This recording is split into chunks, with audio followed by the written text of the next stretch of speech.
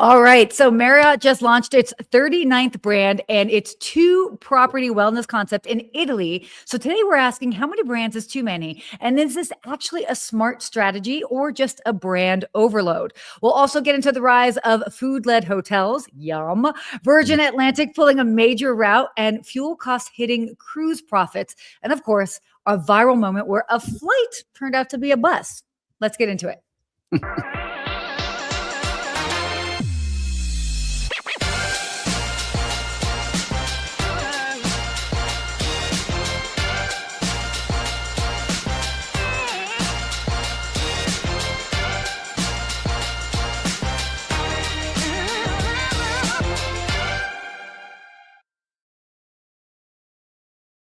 That intro music gets me every time. Good morning.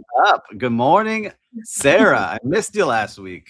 I know, I missed you too. Will you tell the people where you were? Oh, I was cruising the high seas on Royal Caribbean's Wonder of the Seas and was working on this beautiful golden cookie tan I have working right now. I'm jealous.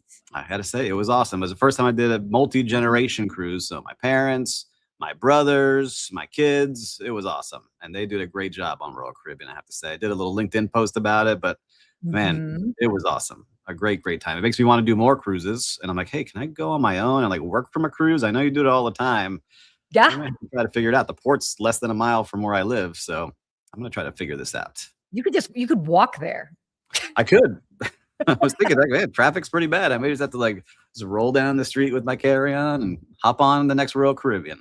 Well, that's kind of awesome. And, I've done a lot of cruises, but I have actually never done a Royal Caribbean cruise. And I was thinking, actually, oddly enough, after I'm in Miami for Sea Trade, possibly doing a little short one out of Los Angeles. So Port of Los Angeles, AKA Long Beach. So you kind of inspired me. Look at you. Yeah, listen, I'm finally influencing Sarah. You always influence me on travel. I'm slightly becoming an influencer here, but it was great. I want to go to Sea Trade, so I'm going to make that happen because I'm really into this whole cruise world now. So do that. I'm speaking one of the days. We'll make sure that you get all set up. You got to go to the Porthole cruise party. We should have actually Bill Panoff on sometime. We should do something on cruises and have good old Bill Panoff. He's like the cruise man. He's amazing. By the way, just planting the seed for that in the background. But by the way, I also have to do a quick shout out because I worked with our dear friends over at Muse. I just came back from Seattle and I was filming some social media stuff for them with also our other friends at Stay Pineapple. So nice. It was really fun. What a fun hotel brand. And to kind of get to bring that to life and then also kind of show a little bit of the behind the scenes of the Muse technology and how it just really kind of helps make the guest experience sort of seamless. So that's what I just came back from. Good old Seattle. Always fun. I've never been to Seattle. Got to make it happen. But I know that today we've got a busy show. We do. Got some special things happening. What do we have special going on, Sarah? Why don't you tell the viewers here? All right. Well, we actually have a special guest on today. Should we introduce Sean O'Neill? I think let's bring Sean on. Do we get a round of applause? Come on, Sean. I love it. You weren't expecting that this morning, were you, Sean? I wasn't. I need to get a hype song, some sort of power rock. Yeah. Oh, I love that. So for those for him. Yeah. So Sean, behind so many of our great stories, and actually why we have him on today is actually, sort of our first story that we're going to be doing a dive into. But again, Sean, thank you so much for joining us. I know that you are certainly busy. You've got a lot of work ahead of you. Yeah. No, Sarah and Steve had long time listeners, first time visitors. So I really appreciate you having me on today. That's great. Fun. Well, we love what's going on here, what you're writing about. We got Marriott, the big news, their 39th brand that they're putting out there into the world. And this one's a little bit different. Why don't you tell listeners and viewers, what are they creating? What did you write about? Yeah, so they decided they wanted to create a luxury wellness brand. And so their team went up into the hills of the Dolomites in Italy and found this husband and wife couple that have spent the last 2 decades creating this luxury wellness brand called Le Fay. It is doing very well. It's just 2 resorts, but those 2 resorts with less than 200 rooms generated like $50 million worth of revenue last year, all with profits. And so Marriott is now going to start. They created a joint venture with this Liali family, and that joint venture's hotels are going to appear on Marriott's site and app. And they're going to try to scale this up globally. So I think it's really exciting to get that cool luxury wellness into the portfolio. Yeah. I like that.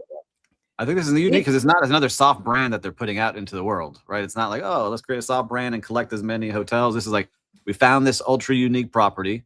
And I was looking at the website, listen to views. If you haven't, make sure to check out what they're doing at Le Fay because it's beautiful.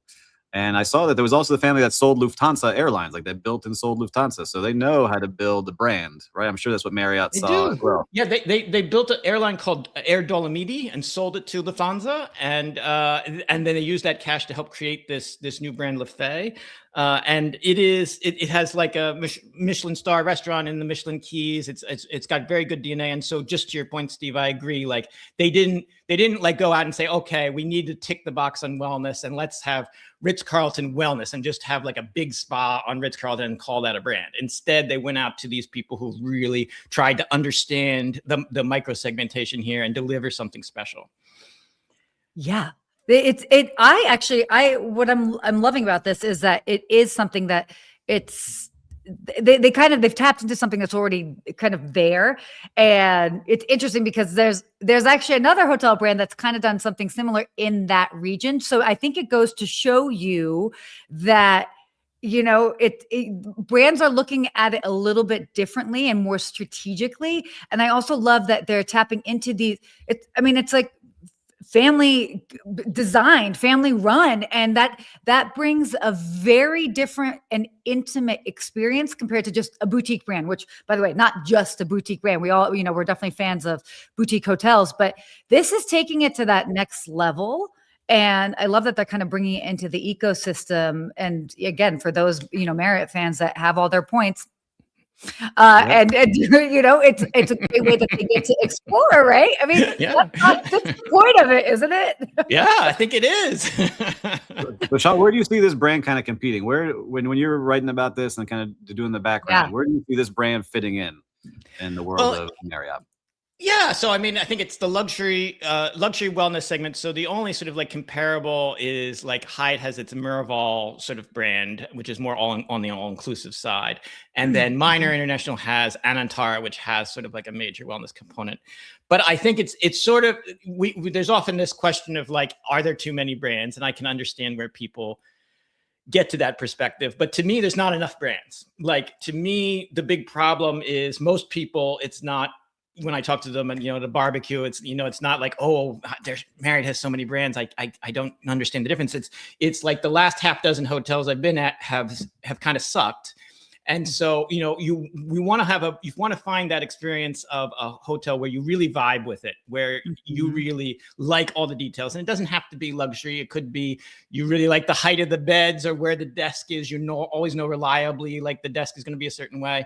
And I think what's great about, this example of what Marriott did is they really were thoughtful and intentional about what they're doing. Whether they can execute and scale it up successfully is a separate question. With W, when they acquired it, they kind of ran it into the ground and now they have to try to turn it back around. So it's hard to scale them up. But I do think, if I could go on for just a little bit more, I follow like, we live in a different world now for discovering brands. It's not like the old days where you have a billboard in Times Square and say, this is the Le Fay brand and everyone has to know it. Instead, I can follow Sarah on Instagram or I can follow Steve on social media. And if I'm following one, I know, I've got a certain vibe and I will be fed content. The brands will get surfaced to me. The hotel recommendation that will most be resonating with me will come that way. And it'll be a different experience, depending on the two of you. I might get Four Seasons in Washington if I'm visiting Washington D.C. or a peninsula in California if I'm following Sarah, or maybe it's going to be an agri tourism resort in South Florida if I'm following Steve. And so I think in that world we don't need if Marriott adds 39 brands or has 139 brands, it doesn't matter as long as they can get that brand directed to you via digital media. And so that'll be a good thing. So if I'm really passionate about wellness, my chance of actually finding a hotel where I really vibe with is really going to increase. So I'm super, super excited about this. Yeah, I love your point of view, because I think a lot of us, we say, man, another brand coming out. There's another one coming. But you're saying that there could be 100. And I see what you're saying, because now in this world of you're bidding fed what you like and you start consuming that content, you get the direct bookings. Like one of my partners in my project, that's what he does. He said, man, we get 80% of our bookings through Instagram because we're making content like a TV show, and that's what people want to go experience. That's so wild. I hear what you're saying there. Yeah, There's a lot of brands would be super jealous of having that high of a level. Yeah. No, yeah, that's well, and it's also very specific, and it's interesting because I actually do a lot of work with the PR team from Marriott, so I can speak to this directly, and just even understanding a bit of the strategy and also understanding the consumer's mindset. So, interestingly enough, almost the everyday consumer is not necessarily realizing, oh, Ritz-Carlton, Sheraton, Westin, they know those brands individually. And then they might have to dig a little deeper to be like, oh, yeah, that's right. They're all under Marriott.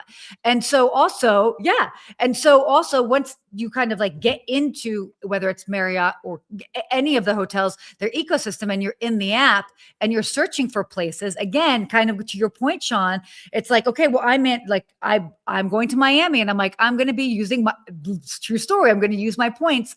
Where can I stay with my points? And I discovered a whole bunch of different brands and I'm like, oh, I could do that. I mean, I normally like the Moxie, but this is a brand I don't know. Let me look at the rooms. Oh, I could vibe with that for a couple days. So just even in how that's another way of sort of being introduced to individuals, where especially when you've got such a small Italian run. I mean, that's such a specific location. So specific. Yeah, they'll either find them on social media or they'll literally be perusing and maybe they get fed up the suggestion and on the front page of the app, or maybe they're like, oh, well, I want to go to this region, and they're kind of introduced to it that way. But no matter how you slice it, I mean, I think the average consumer is not going to be like, oh, that's too many. If anything, they're going to be like, oh, great, I can use my points towards this, or get points, right? So Sean, where do you see the wellness industry going now? Because it seems like some people are starting to double down into it. It seems like we hear that all the time. How are you seeing this now? If Marriott's getting involved at this ultra high level. Well, it's interesting. Like I said, my colleague Luke Martin earlier a few months ago, looked at some reports that have been done on the financials, and I think the big problem is it's hard to execute. These are labor intensive, they're cost intensive, but they aren't always run at capacity. If you think about it, if you go to a gym, for example, or you run a movie theater, there's certain hours of the day it's not being used, but then there's certain hours where it's very intense. And so trying to figure out the economics to make it profitable is tricky. And so on the back end, as it were, in order for wellness to really grow and have very successful brands, you have to sort of figure that out. Equinox, it seems to have had figured out a good model, but it's had trouble sort of scaling. And so trying to have that execution as you grow is difficult, as you know, better than I do. Can I also say, not every brand needs to scale, in the sense that some need to be precious. Some need to be like, I'm thinking, and I not to throw out another brand, but I'm thinking about like Aman Hotels, for example. And I met with them and then finding out so many more hotels that they had than I even really realized, because they've got their city properties as well as their famous resorts. And they also have one as well in Italy. And it's interesting because it's this fine balance with luxury, is like, how much is too much when it comes to scale, because you do want to sort of keep it a little bit more, special and rare. But obviously I get it. They also want to be in different markets and appeal to different travelers too. So that's 100%. A very fine. And Sarah, in ultra luxury, we did an analysis, and we said, hotels that have an average rate above, $1,000 a night. Yeah. About 36 brands around the world. Excuse me. There's a I don't remember the exact up-to-date number, but it's it's between 30 and 40. Okay. And the average is only about 33 in the number of property portfolios. Four Seasons skews it high, like 120, but a lot of these are very small niche, Auberge, etc., Ariel. And so you do exactly to your point. If you're going to get it really right, you need to keep it small. Otherwise, it's not an intimate, special experience anymore. Yeah, exactly. And there's also the little bit of that, like FOMO. And I feel going back to what you were bringing up with Equinox, there was definitely that element of it when they started even just as a gym. It was like, oh gosh, there aren't that many. Like, oh, if there's one in your area, I have to join and be exclusive because we have one in like Los Angeles, New York, Miami, but they might not have it in like Dayton, Ohio. Nothing wrong with it. That's an example, So yeah, so there's this. Get all the hate mail from Dayton. Thanks, Sarah. Not everyone's gonna write from Dayton. Nothing but mad love. I've actually even never been there. I was there. Well, Sean, I know you have to run. I figure, what's one thing that we should know from this? What should we take away from what Marriott's doing here? What do you think? I think they have they are leading in luxury right now compared to all the other hotel groups, both in terms of property count and in terms of number of brands and in their effort to grow. Hyatt is like up and comer, but Hilton needs to sort of like improve its ground game if it wants to stay competitive. So. Ooh, well, you heard it here first. That's excellent. Couldn't agree more. Well said. Well, Sean, thanks so much for joining us. You're welcome back here anytime. I love having you here. And hopefully Thank you, Steve. Hang the entire time. It'd be awesome. Exactly. Please come back anytime. Next time we'll another great breaking story. We'll definitely be sure to have you on. So, but we know you got to get going because you got more work to put out there. He's got breaking news to cover. Very cool. Good luck with the rest of the show. Take care, guys. Bye. Thank you. Oh man, it's so great. By the way, I love when we're able to have Sean on and some of the other editors because again, it just brings hopefully for you all that are tuning in, it brings a little bit more of the humanness behind the stories. I mean, these are the people that are out there doing the research, putting it together, and helping bring this. Yeah, exactly. Working hard. But I do actually want to quickly address one of the comments. I don't know if it popped up during from Curtis, which I just thought this was kind of funny because we should plant the seed. I know that this was done before. I would lose. Yeah, I don't. 39. We should definitely do a game show. Let us know. By the way, maybe we should just do like a fun series one day, like an extra show where we have a little bit of a fun game like this. What brand is this hotel group? I think we should just do totally. that. And then we should do. We should do that today. You can do it. Find us one random one. We'll say, what group is this for at the end? Yeah. Good luck. And then also wanted to address Ben, who mentioned tuning in from Tahoe. It's slow out here. Travel to, I mean, it definitely is. Understandably that it's slow.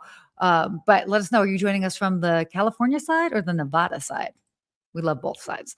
Okay, well, why don't we continue on here with our stories? That was great. Let us know also, by the way, if you want us to have Sean on some of their other editors that are putting together these stories. But this is like your domain. I mean, I got a lot to say about this too, but the rush to build hotels around food. But I'm like, is this new? I mean, isn't food semi-new? And I think I was lucky enough to be part of one of the first. But this is also Sean's article.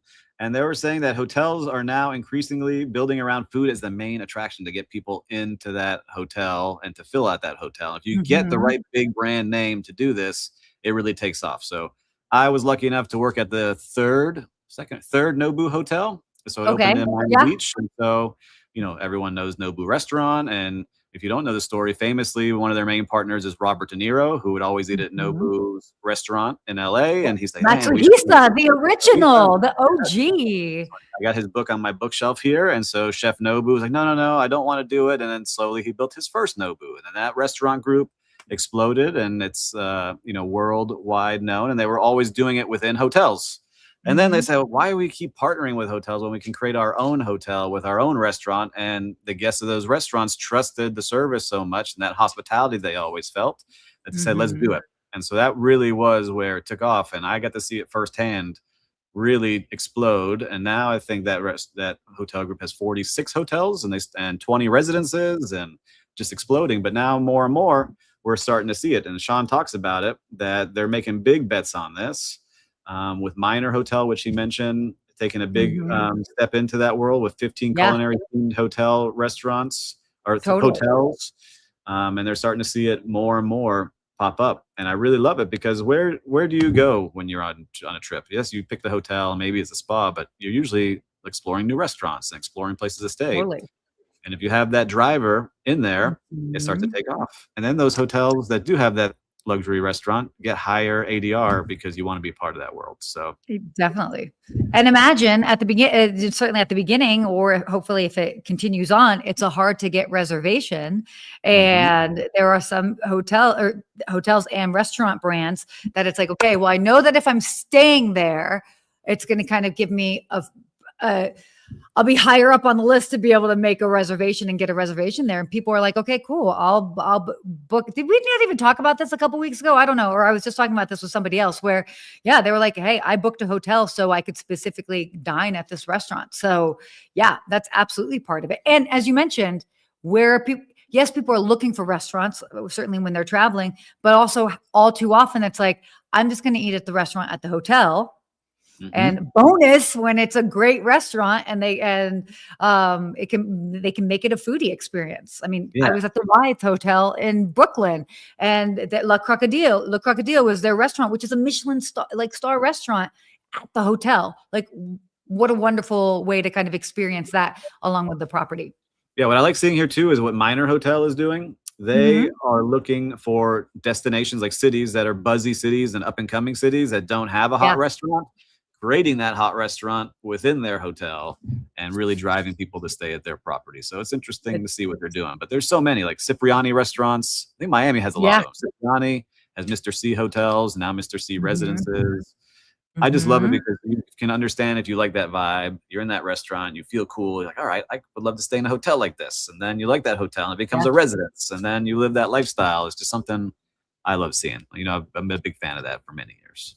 Yeah, no, I agree. And I think that this is, I mean, it's smart. It makes sense. I mean, we've been seeing it for some time, but definitely seeing more brands kind of lean heavily into this. I mean, it just makes sense because if you do it right, it can completely change the bottom line of a hotel, where normally F&B doesn't necessarily do much for the hotel. So if it's done right, it can change the game. I have to see it firsthand where we were in that brand. So that brand, I'm telling you, it works. And if you're not a hotel brand that has a big name chef, it really does drive significant revenue. So if you can make that investment, try to do it. Totally. All right. Well, why don't we quickly go on here to our other topics? Let's do it. This is kind of big deal. It all depends on how much you guys are really following the airlines, the oil prices, jet fuel, all of that. Virgin Atlantic pulls the Riyadh route less than a year after launch. And for those that don't know where Riyadh is, it is in Saudi Arabia. This is sort of suggesting deeper challenges, by the way, just beyond timing and necessarily like geopolitics, political reasons. But it raises questions about demand, hype, all of that. To me, it's not a big surprise. Actually, I don't know if I've actually said this on air here, but for those that may not know, I actually lived in Saudi Arabia for the first 6 years of my life. I've got cousins, uncles that live there. My dad does a lot of business there. I'm half Lebanese, etc. So I have a lot to say on the Saudi push that we could totally get into another time. But this to me is not surprising. I feel like there's a lot built into like the hype. And definitely Saudi wanting to make themselves the next Dubai. And I personally believe that there are some challenges to that. Do they have the money to make things amazing and incredible and mind-blowing? Absolutely. But again, it's still convincing the everyday traveler, or not even the everyday traveler, those of a certain cash flow, that this is like the next place to go to. So yeah. Interesting. I don't know. Do you have any thoughts on that before I go off on my whole thing? It triggered a whole, I'm here in Miami. They're making a big push here to make people want to go there. And like, there's a big racing boat series called E1 that Mark Anthony and Will Smith and Rafa Nadal own the boats. And it's all sponsored by Saudi Arabia. And they made sure it was well known. This is a Saudi Arabian sponsored event, and they handed out all their gear and things like that. So people want to go there. They want people to go there, but it's not on my list to go, hey, let's shoot on over to Riyadh and see what's going on. But interesting. So case in point. So I learned a couple of things from this. So I feel like the average American's viewpoint is not like, that's not really high on my list. I would like to go back, but it's also been since like a long time since I've been there, and I have a personal tie to it. But I love their play. Because they have deeper pockets than many other parts of the world. They're like, well, if we can help fund these awesome events, you're going to go because you want to go to that event. And then that's going to be your sort of like introductory experience to it. And then hopefully you'll be like, oh, I'm going to come back and explore a different part of the country. So, I mean, no shame in that game. That makes a lot of sense. And it's a smart way to kind of attract new travelers that might have a different notion as far as what Saudi Arabia might be like. And they're like, no, we're cool. Come join, come hang. So, but again, but you're not canceling flight routes if you're making money. So no, correct. You're not. And that's where I think it's a myriad of reasons. I think obviously like the hype around it. But then, I mean, look, and it's tough out there right now for the Middle East. Not a lot of people are going to, I mean, I was supposed to be going in 3 weeks because I was going to go to the travel mart there. And I was still going to go if flights were more readily available. And I think Emirates is now even going to be pulling a flight from LA to Dubai or some of them, which is huge just because of demand right now. So that's going to be a whole other topic for another day. But yeah, it just goes to show you lots of things are changing right now. and quickly, yes. Yeah. All right. Moving on. Carnival. Yeah. Yeah. Carnival cuts. Yeah, exactly. We could talk about fuel for days. It's a problem. Carnival cuts profit forecast on fuel shock. So Carnival cuts a full year profit outlook due to rising fuel costs tied to the Iran war. Unlike competitors, Carnival does not hedge fuel. So they've kind of got like increased exposure to the sort of changing prices in fuel. But yeah.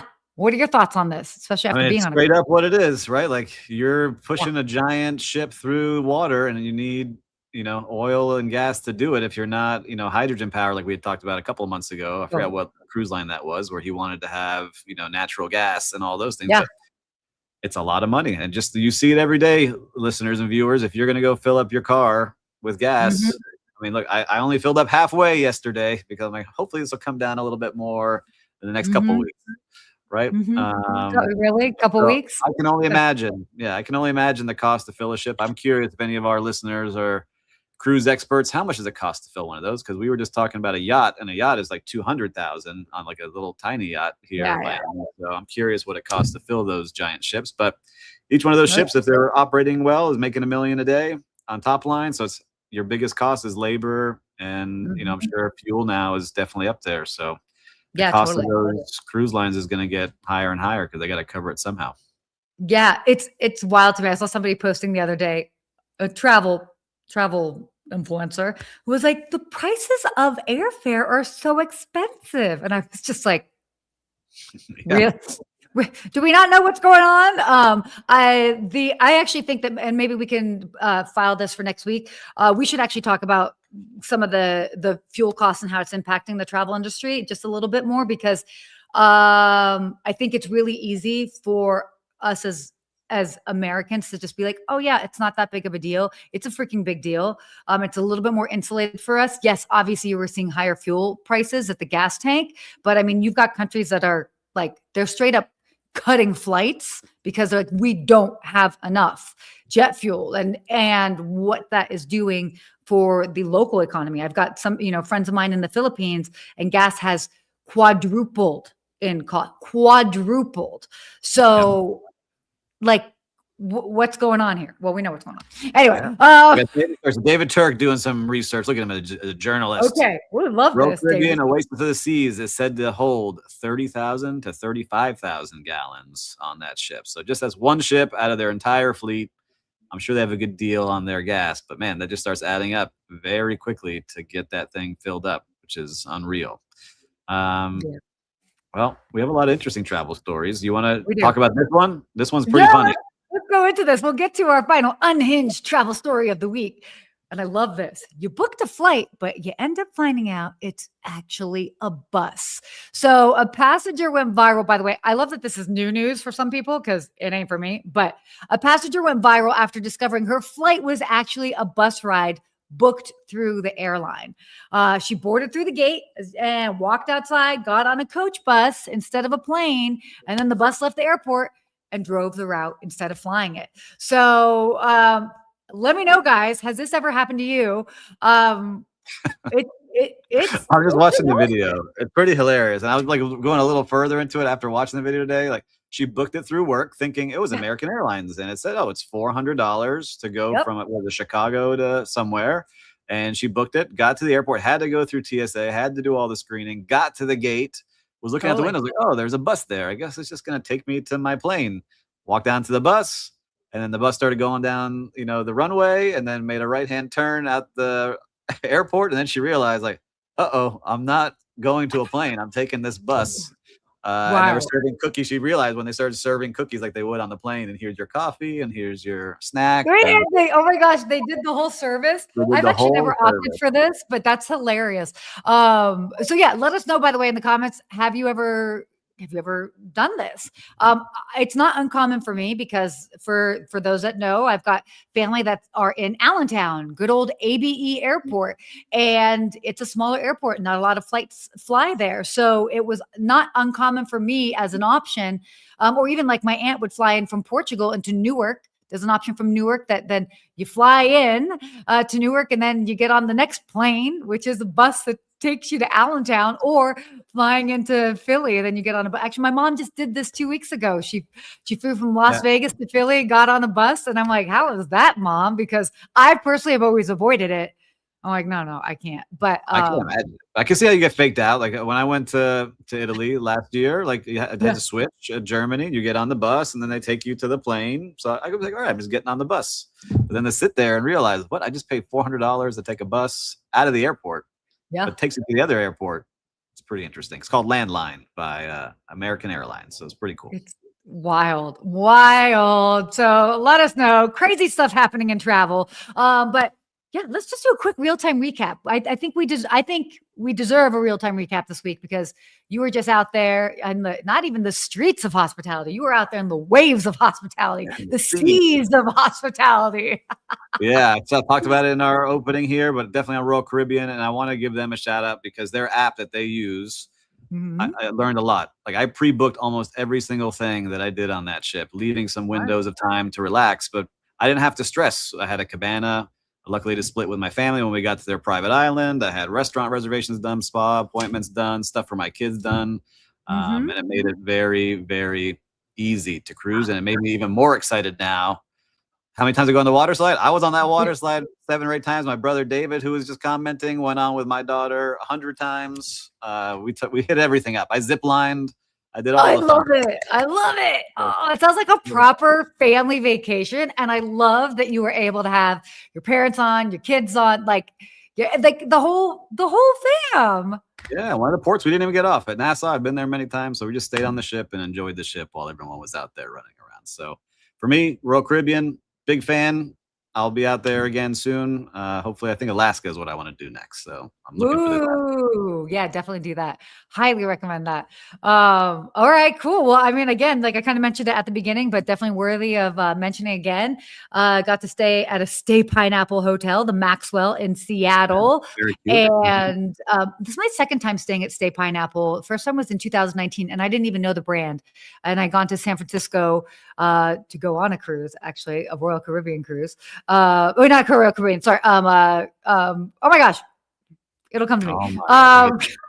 She's losing it, people. She's losing it. I'm losing my memory. A celebrity cruise. So, but it's such a fun brand. Like they really are playful. And that's, to me, is just such a great reminder of just the fun that you're able to have with boutique hotels.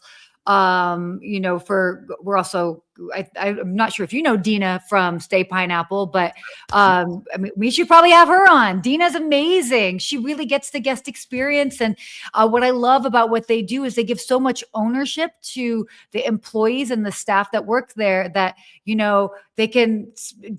have in essence, they have an unlimited budget to do something to fix or to wow guests.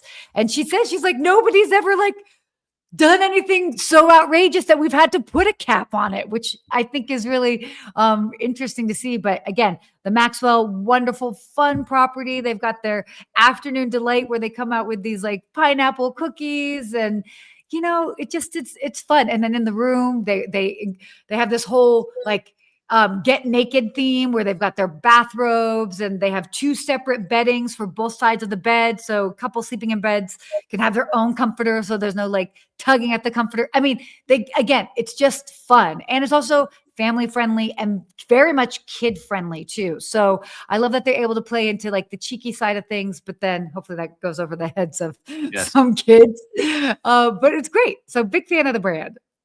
All right. Shout out Stay Pineapple. I got to check them out. Yeah, definitely. Wow. Wow, we flew by. We went over our time. We had a special guest today. We caught up on everything quickly. Some great stories. And listen, listeners and viewers, we thank you very much because I see you all sharing and commenting and reposting. We love seeing that. And if you haven't done that yet, take the time, pause this, send this podcast or video to someone. They're going to appreciate it. And again, I always say, if you haven't subscribed yet, why not? It's free and it helps us. Make sure you don't get anything for free in life. So make sure to subscribe to us. And then listen, until next week, what do we say, Sarah? Stay hospitable.